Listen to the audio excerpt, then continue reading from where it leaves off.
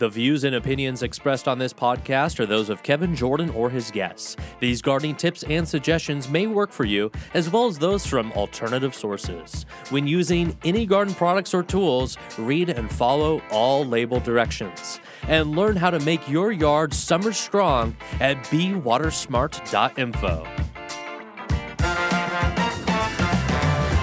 The Green Acres Garden Podcast is the podcast dedicated to helping gardeners hone their growing skills while we celebrate our love of plants. So whether you're new to growing or a seasoned gardener, you're sure to learn something new. Join the fun as we have conversations with world-class growers, passionate green thumbs, and professional garden experts from Green Acres Nursery and Supply. Listen every week. We'll answer questions you didn't know you had. And away we grow. Welcome everyone, ladies, gentlemen, gardeners, and green thumbs of all ages. Welcome to the show. This is the Green Acres Garden Podcast. I'm your happy host, Kevin Jordan, little baby gardener extraordinaire. Back in studio, we have an amazing episode for you this week, coming off just a banger of one last week over there at Hedgerow Farms. It was an awesome episode. Give that one a look. Back in studio with Austin, the ace of audio. How's it going there, Austin? Hello, Kevin, and welcome back to all of our listeners. It's a beautiful week, and I'm excited to get into this week's topic because we talked to one of the garden greats. This is a special week episode for me. Specifically, this is somebody I've watched their career kind of blossom, as it were. I've enjoyed his content for many years. It's been amazing to kind of enjoy and watch. As a kind of a plant personality myself, or one who hopes to be one day, this is a person that kind of like I'd looked up to a little bit as far as his career, his knowledge, and what he's created. We're talking about Joe Lamp'l of Joe Gardener fame. Joe is known for, several different shows that he's starred in, hosted, and produced. Growing a Greener World on PBS. Amazing. We'll get into that in this episode. He's been on the DIY Network, NBC's Today Show, ABC's Good Morning America, et cetera, et cetera. He's been there and done that, Austin. And he's got a great podcast. He has an amazing podcast. Don't leave us for him, though, but definitely go check it out. His podcast is awesome. And he's an author of a book as well, and that's the Vegetable Gardening book. And he's got his own webpage, and he's created an amazing community of online community for gardeners and growers to kind of come together, which I think is one of the coolest things about him right now. He, even with all this success, he's still pushing forward, full steam ahead, and his excitement, his passion and enthusiasm is equally matched by his knowledge. And so this is an amazing opportunity for me. My only regret, Austin, is that we weren't in person. Oh, I know. He lives in Georgia, so that would have been quite the trick to figure that one out. We'll make the trip. We'll make the trip out. But we are going to, I'm going to go through and we're going to have this great interview with him. I pick his brain on a whole number of topics, and I think people will not be disappointed. He was an amazing interview to get, and we're so thankful to have him. Yeah, I'm really excited. If any of our listeners aren't familiar with Joe, this could be a really great, introduction to a garden legend, a garden guru that has a lot of garden knowledge to share. And like you said, he's got a giant community of gardeners and plant people that's what we want to do here is connect people to bring about a future of great growing, right? Absolutely. Make people, help them to be as successful as we possibly can. I think Joe is on the same mission, as it were. And so I loved it. For me, I was like starstruck, honestly. I really enjoyed it. And it's one of those things where he did not disappoint. Like I said, his knowledge and his demeanor and his personality, man, he had some great gardener vibes. Yeah, he actually taught me something new that I'm sure, we'll hear and learn in the interview. But real quick, I wanted to check in with you about this term he used, ecological gardening. Oh, yeah. That kind of ties into the stuff we've been practicing here, right? Isn't that so, Kevin? Certainly. A lot of the concepts that he brings up with ecological gardening, I kind of pose it as ecological gardening versus organic gardening. What are the similarities? What are the differences? And I think it's something definitely worth chewing on and talking about. Spoiler alert, it's pushing the envelope of what organic gardening is hoping to be. So they share a lot of those. They do have some similarities, but I think it goes a bit further. There is a revolution and an evolution to gardening, and I think Joe is at the tip of the spear for that, and I am along for the ride. Okay, well, with that introduction, let's go ahead and jump into our interview with the one and only Joe Lamp'l. We sat down with him virtually over Zoom just the other day, and this is our interview. Here we go.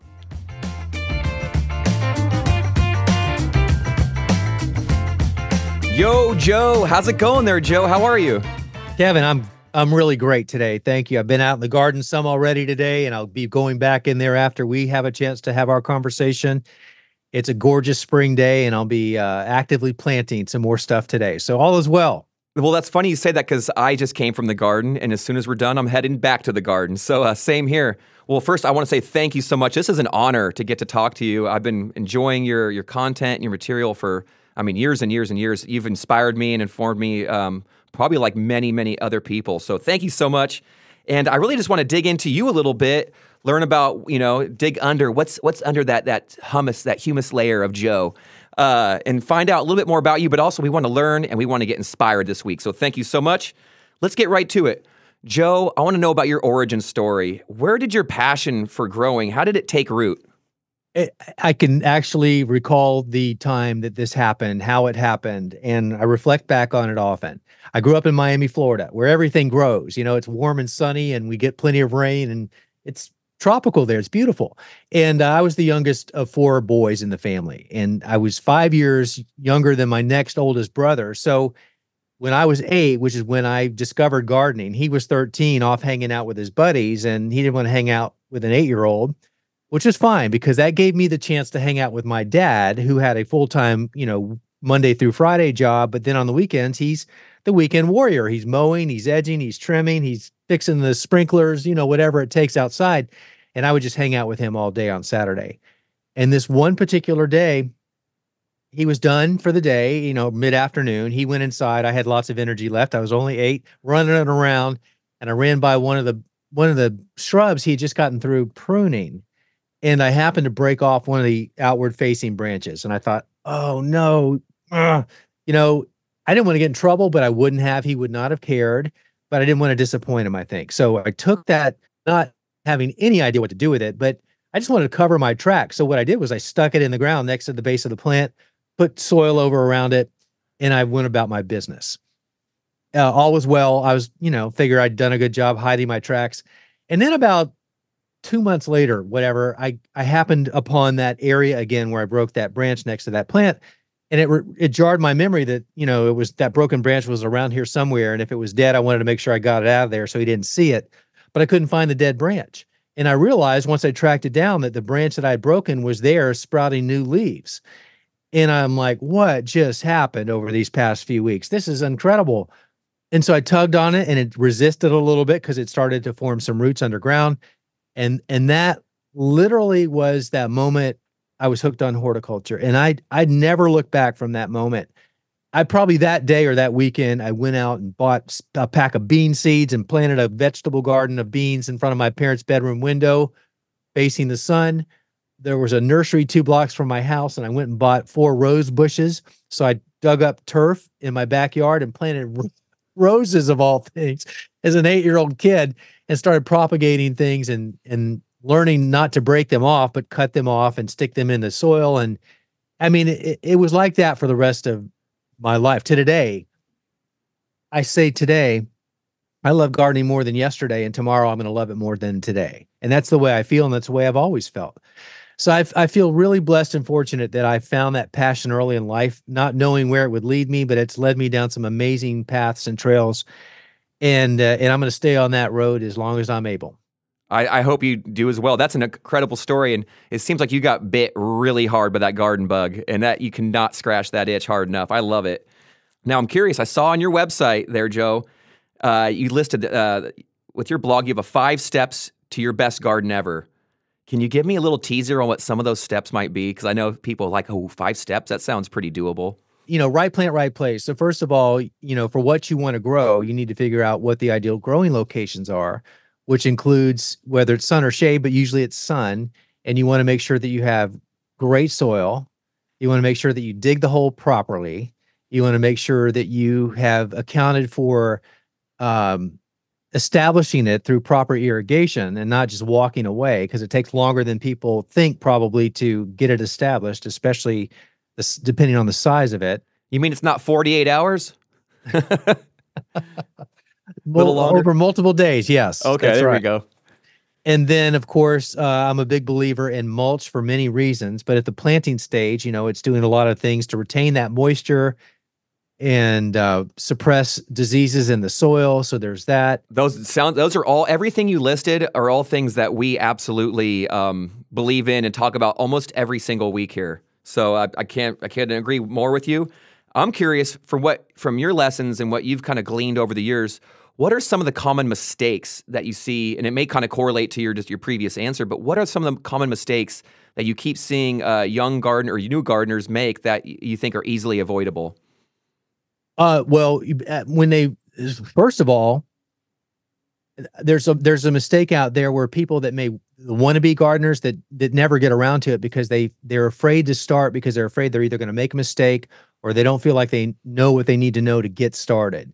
And so the first thing I would say is if somebody listening here is that person, do not wait for that, because the only way, or the best way I should say, for you to learn to become a better, smarter, more confident gardener is to get out there and just do it and then make mistakes. And that's where you're going to learn. When something doesn't go the way that you had hoped or planned, you need to ask yourself, why was that? And then do your research. And thank goodness there's no shortage of places to go get information these days. Which leads me to another mistake that I want to remember to tell you about. But anyway, figure out what went wrong and how to fix it, and then try it again. Don't give up and don't walk away just because you think it's too hard. It's not. Once you understand the basic principles, you only get better. And I'm the guy that decades in looks for making mistakes. I embrace mistakes because I want to learn from them. And you're never going to get better until you try and start and screw up a little bit. I call them learning opportunities, and then figure out how to fix it.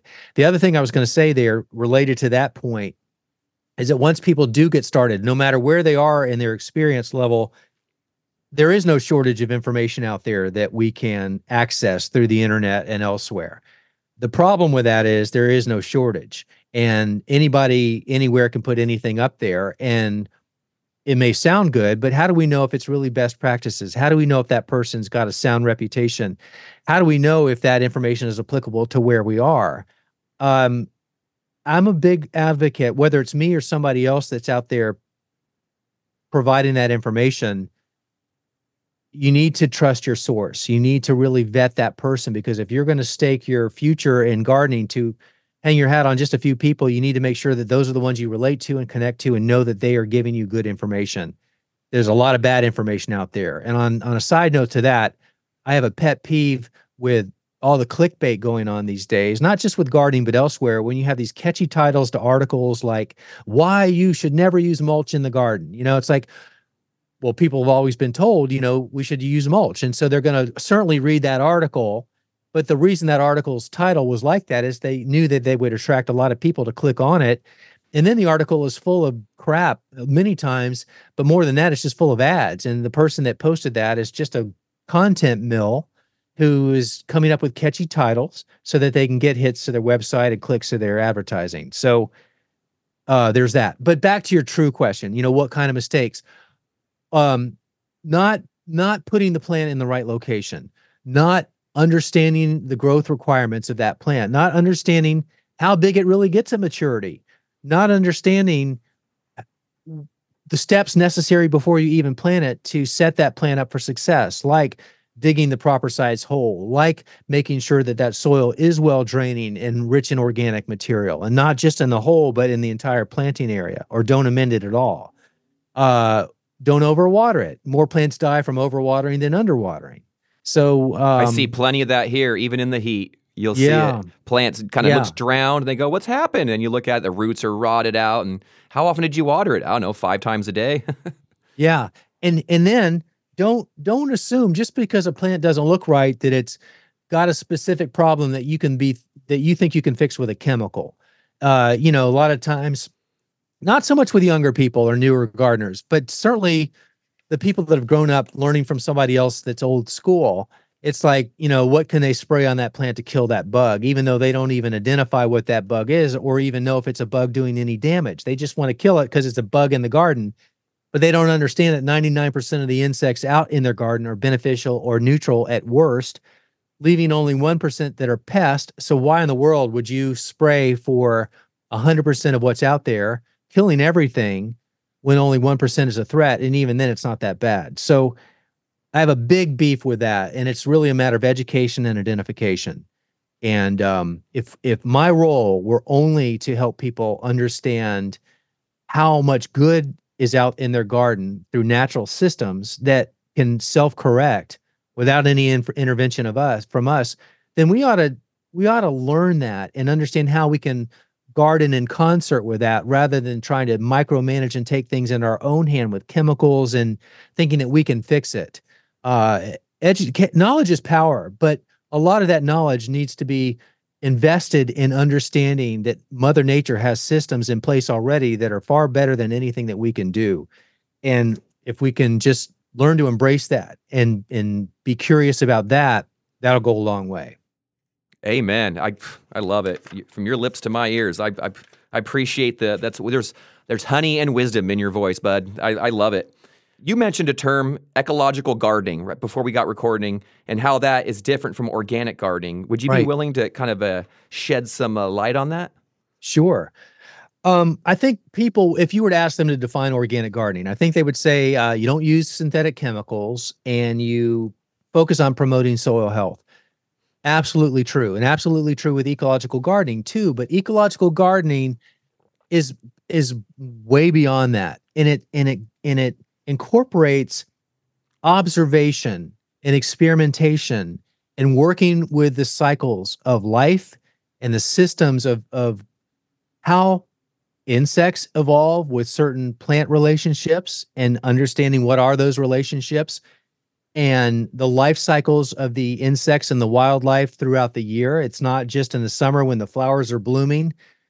There are host-specific plants, there are insect-specific needs to certain plants, not just in bloom in the summertime, but all through the year. Where do they overwinter? What do we do with all the leaves on the ground? Do we rake them up and bag them and shred them and get rid of them? Or do we leave them as a habitat for overwintering caterpillars and other insects that need that shelter and that place to nest until they emerge in the springtime? And do we put that mulch down over everything, or do we consider the solitary bees that nest in the ground that need that open soil, cover that up with mulch? It's like there's so many more aspects that are fascinating to learn about, and it makes us more in tune with the natural cycles and systems out there. So if we're really trying to promote biodiversity and healthy habitats and ecosystems, we need to understand what those are and how to facilitate that rather than take those away by stepping in and micromanaging and thinking that we need to be tidy and clean and cut back in the fall when we don't even realize the damage that we're doing by taking away the seed heads that are, the flowers are spent and now they're just ugly seed heads to some people, but beauty is in the eye of the beholder. And to leave those seed heads with those seeds intact for birds and foraging insects when there isn't other food sources out there, those are the things we need to understand. And that's what ecological gardening is all about. And it far surpasses the basic premises of organic gardening, which I am proud organic gardener and have been for a long time, but it's not enough today to stop there. We need to understand what's happening to our environment, to habitat destruction, encroachment, deforestation, overuse of chemicals, threatened and extinct creatures and wildlife today that because of those things, and we're causing it, and we need to stop it. And so I'm on a soapbox right now, but it's just, clearly I'm passionate about it. And I want other people to understand the stakes involved and how critical it is that we do something about that now rather than wait until tomorrow. I agree completely. And so with it seems like ecological gardening is like the natural evolutionary step to organic gardening, where organic gardening was an approach where, hey, we're going to garden in a way that is a little bit safer for the environment, but it really is, I think it was more of human-centered, where it's like we want clean food. We want our food to be delicious and clean and fresh. But correct me if I'm wrong, but with ecological gardening, it kind of pushes that idea and goes, okay, we're going to have food that's safe for us, but also food in a garden, in a landscape that is supportive to all the natural systems around us, those insects, the birds, and everything else. And hopefully that we cultivate a space that doesn't just nourish us, but nourishes the life around us. Is that true? Yeah, you nailed it. In fact, simply stated, Doug Tallamy said it I guess he was the originator of this. This is where I first saw it, but he said, in the past, we only asked one thing of our garden, and that they be pretty. But now we need to understand that we can still have a pretty garden, but we need to garden for all life, not just ours, but for wildlife and all life as well. Right on. Well, I love it. Well, hey, speaking about gardening, I'm just curious. I know you were mentioning you were out in the garden planting, getting dirty. I love it. What are some, and I know you're out in what is it, Georgia? Atlanta, north side of Atlanta. Wow, how is it there right now? Beautiful. It's Oh man, I want to visit. maybe low 80s and low humidity, which is, those days you can count on one hand. Yeah.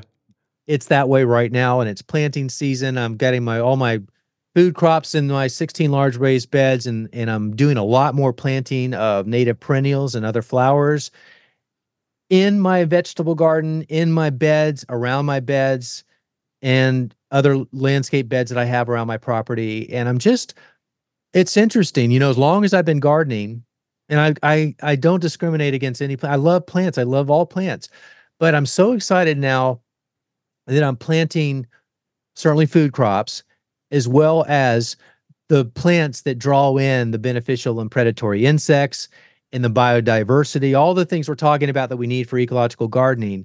And I'm doing it, and I'm seeing the results of it. And not only is it effective, but it's beautiful. It just feels so good to wake up every morning to bird song and wildlife all around. And then at the end of the day, to know that you did what you did in the garden and your landscape, and you did no harm, and you can go to bed and sleep soundly, feeling really good about that, and knowing that you're going to wake up to, another opportunity to steward your land as well. Well, like you said, you loved it yesterday. You're going to love it more today and even more tomorrow. Yeah. Well, now, what you mentioned some of those plants to bring in those beneficials. What are some of your go-to plants that lure those wonderful creatures in? Well, I'm very big on, native perennials. First and foremost, again, back to the coevolution of a lot of the wildlife that we're attracting into our gardens. The plants that were native to these regions, those insects have evolved with them over thousands of years. And so it's important that we recognize those relationships between those insects and those plants, and make sure that we're not just planting for a particular season, but for all seasons. As I mentioned before, it's like, let's take the classic monarch butterfly and the milkweed that the young larvae depend on for their sole food source. It's their exclusive food source as they're developing into butterflies from caterpillars. But then the butterflies fly off, and the butterflies aren't eating the leaves of the milkweed. They need other sources for nectar and pollen. And so we need to be thinking about the fall, and we need to be thinking about 5 generations of migration north and south before they get back to Mexico, and what are they going to find along the way for that?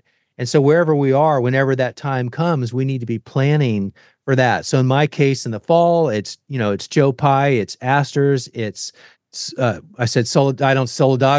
It's thinking through the seasons. And for example, on the early side, when you have insects that are emerging on the front end of spring, when a lot of flowers aren't even up yet, what have we planted to help with that? So an example that I finally put into place last year was I planted early spring flowering bulbs that are single flowers, not doubles. So they are very accessible to a lot of insects, because, based on the flower structure, that may or may not facilitate an insect's ability to tap into the nutrients.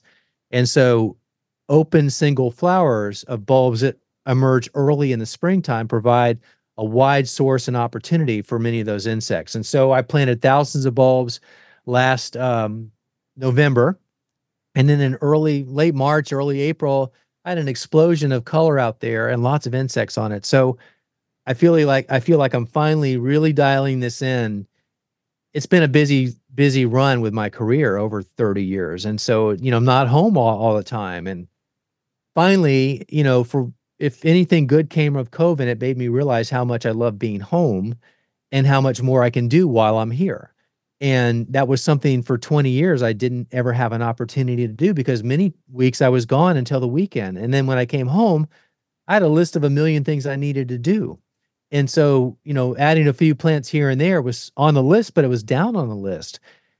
And so now I'm making up for lost time, and it's really it's coming to life, and it's happening before my eyes. That's awesome. Are there any warm season crops that are just your must? Like you are just looking forward to them every season? I know I've got mine, but what are some of your absolute go-tos for the hot season?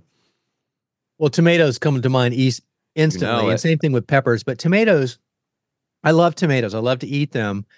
The thing I love most about growing tomatoes is how hard they are to grow. I love the challenge. We talked about challenges and making mistakes earlier and always trying to figure it out to get better. That's where I'm at. And tomatoes give me the biggest challenge of anything I grow every year, no matter how long I've been doing it. I grow a lot of tomatoes every year, but I can't imagine, there have been times where I thought about taking a year off from growing tomatoes, and that thought lasts about 5 seconds. And then I realized there's no way I could not grow tomatoes. So I grow many varieties every year, but I also love, I love my peppers. I love my edamame. I love eggplant. I don't love eggplant. I'm sorry. I love the look of eggplant. I don't necessarily like eating it, but I grow it because of the aesthetics of it. But I love growing beans, both bush and pole. I don't, on the flip side, you're not asking me this, but I'm going to tell you. Please. I love growing everything, but there are things that I choose not to grow all the time. And that would be mainly cucurbits, because the spikiness of the leaves and the irritant, when you put your arms in there, get scratched up. And the fact that they're so subjected to different, like squash vine borer and squash bugs and all the things and they're disease prone. And it's like, if I really want a cucumber or a squash, I'll go to the farmer's market, and it takes up a lot of space. And then it peters out by midsummer, and you got a hole in your garden, and it's like, yeah. So I've matured enough in my gardening experience to say I don't have to grow everything every year.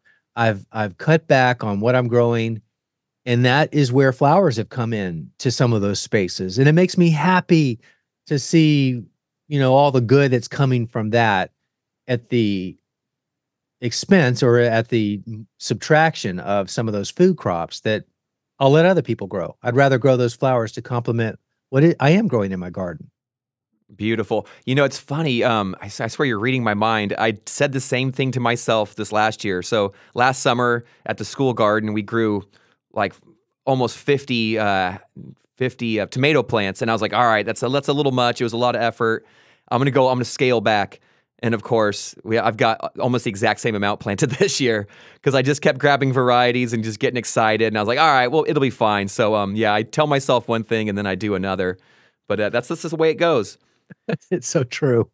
Now, you've been at it, you said, for 30 years, and you've learned so much in that time, but are you still learning? Are you still adapting and growing? And if so, like where do you get your information? How do you learn? And how do you kind of continue to just improve your growing skills?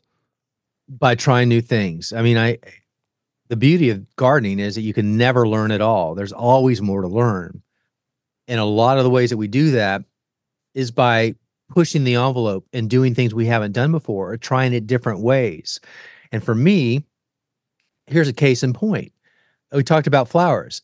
Literally before we started this podcast today, I was out with Carl, my director of photography. We were filming videos for planting summer flowering bulbs, like lilies right now. We're doing lilies and we're doing gladiolas and we're doing things I've never really done before, haven't done in many years, because I just haven't been thinking in those terms. But why not? I mean, they attract pollinators. They are great for cut flowers. They add beauty to the garden. They're perennial. I mean, there's just all kinds of benefits that they're dazzling. Yeah. If you take your blinders off, and if you start looking to the right or to the left, you realize there's things you haven't seen or done that give you that opportunity to try those things. And some of these things, like I've never done a spring flowering bulb meadow before until last year. And I was so excited that I finally did it. It took me 2 weeks to plant 5,000 bulbs, but when it was over, it was done. And now it's going to be better every year going forward.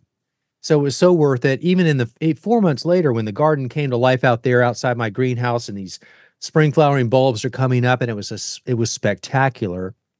I mean, why wouldn't I want to do more of that? But I hadn't done that until last year, as long as I've been gardening. It's like, gosh, thank God, I finally did it. And so to answer your question, where am I going for that information and those sources? And, fortunately, being in the industry for a long time, you get to know a lot of people and you develop relationships with them and companies that they represent. And so sometimes you find them, sometimes they find you.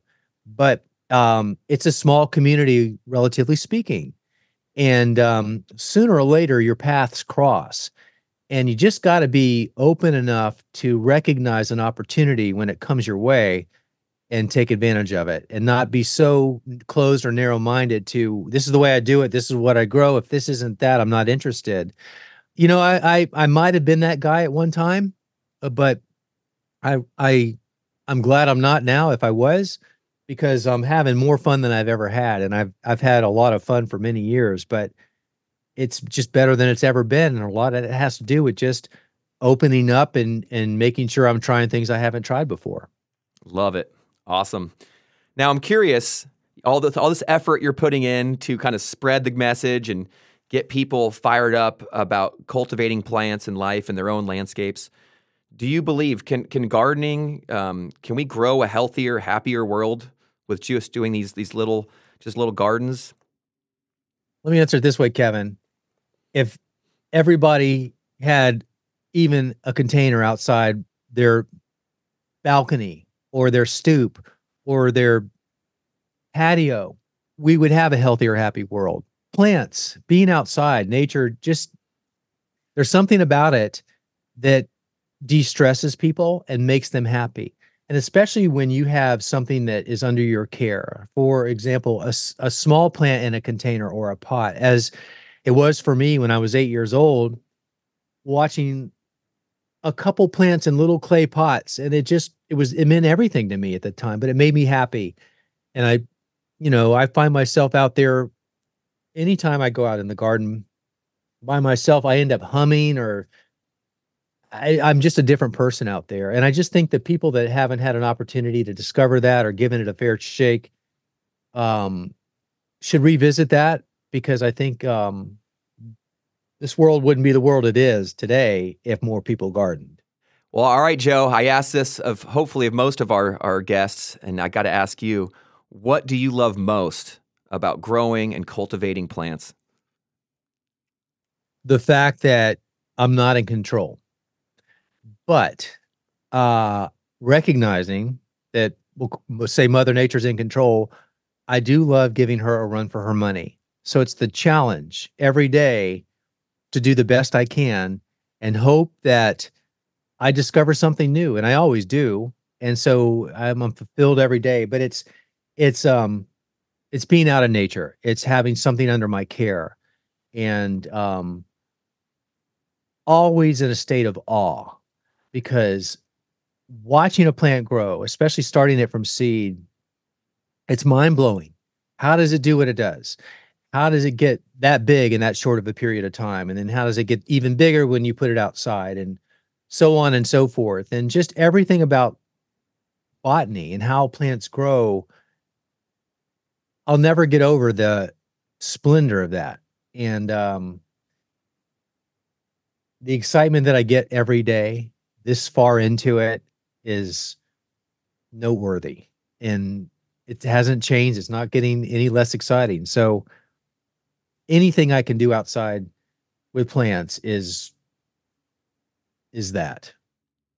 Well, I am so glad for you, and I'm so thankful for your time, and I just really appreciate what you've done in your career and continue to do. It's remarkable, incredible.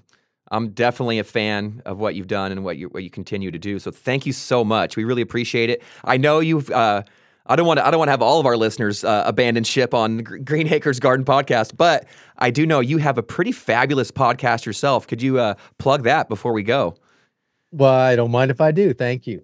It's called The Joe Gardener Show, and you should be able to find it easily, or find it by my name. But the challenge with the word gardener, when you're spelling it out, there's an E in there. It's not Joe Gardener. It's Joe Gardener. Yep. But Joe Gardener, joegardener.com. It doesn't matter. It's still going to go to the same place. But the podcast, it's it's the Joe Gardener Show. And it's on any podcast player however you listen to your podcast. All right, Joe. Well, I'll let you get back to your garden. I got to get back to mine. Thank you so much. Truly, it's been a wonderful time getting to talk with you and learn a bit. And I just know our listeners are just going to fall in love with you, bud. Thanks, Kevin. It was my pleasure. I appreciate the opportunity. All right, we are back from our interview with Joe. Big thank you to Joe Gardner. That was such a blast having you on. And Kevin, I want to go straight to you because I know you were just having the time of your life. What did you think? What was it like talking to Joe? Joe Lamp'l is a garden legend, Yes. and it was a total gift to have a brief moment with him. I learned a lot, and what's kind of cool is to hear him kind of say these things: right plant, right place. Compost, mulch, soil. All these things like, oh yeah, we talk about this all the time. So it's like, I feel like we're on the right track. But then to see his enthusiasm just bubble up when he talks about it. So he's not just somebody who's incredibly knowledgeable about gardening. He is still enthusiastic and passionate, even though he's been there, done that, and is continuing to do it with plants. I love it. I admire it. I love what he's created.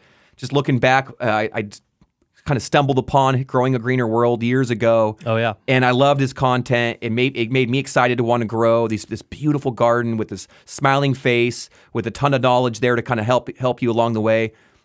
He's exactly what you expect and more. And so I totally and thoroughly appreciate it, Joe. It was a dream, man. And so Yeah. I love the lessons he gave. And the one thing I think stuck with me the most is like, just try new things, be willing to experiment. Plug in as many flowers and plants as you can that are adapted to your climate. Some of those may be native and some of them maybe not. But really, keep the chemicals, in the garage. Use organics when you can. Right. And, honestly, don't be afraid to start. That was one of the things that stuck with me, that he said people get paralysis or not sure how to begin or where to begin, or I'm going to make a mistake. Don't worry about it. You're going to make mistakes, and that's okay. There's some things you can control out in the garden, but most of them you can't. And that's okay. And that's okay. And so just get out there, and start. And that's the best way that to kind of find an avenue to success. He's part of a gardening revolution, and I'm here for it. What's the revolution? We all need to be gardening and growing. Now, I asked him in the podcast, in the interview, I was like, hey, can we grow a better world with more people growing and gardening? And he's like, even if everybody listening just had one just small little container on their patio, he's like, that it'd make for a better world. And I'd have to agree with him. Yeah. So let's get more folks enthusiastic, passionate about gardening, more skillful, so we can all be successful and be sharing our bountiful harvests, be clipping those flowers and bringing them inside and giving them to our loved ones, and then just watching the wildlife enjoy it as well. I loved it. Work with nature, not against it. Yep. He had so many things, so much wisdom was shared. I'm gonna have to go back and listen to this several times to make sure I didn't miss a thing. Yeah. And I recommend the same to our listeners. And of course, give him a check. Check out his website. Check out his sure. podcast. There's so much that he's working on. The dude is busy. Yeah, I'll drop a bunch of those links in the episode description. So if you want to find that quickly, go ahead and look there. He's got content on his website, on his Instagram. He's got that YouTube. Growing a Greener World is getting re-released on YouTube. So lots to check out there. And lots of garden knowledge. So with that, let's go ahead and wrap things up, Kevin. All right. Hey, well, now we can all grow like a pro with Joe. So thank you, Joe Lamp'l, Joe Gardner. Appreciate it. Well, hopefully, gosh, you have an open invitation here anytime, Joe. So thank you so much. And of course, thank you to our listeners for being here. We love having you. It's incredible that we get to do this, Austin, and each and every week talk with these amazing people, learn, and It's then a share blast. it with people. Life doesn't get much better than that. So until next week, garden friends, happy gardening to you all. And please never stop growing. Or should I say, never stop Joeing. Never stop Joe. Never stop Joe gardening. Yeah.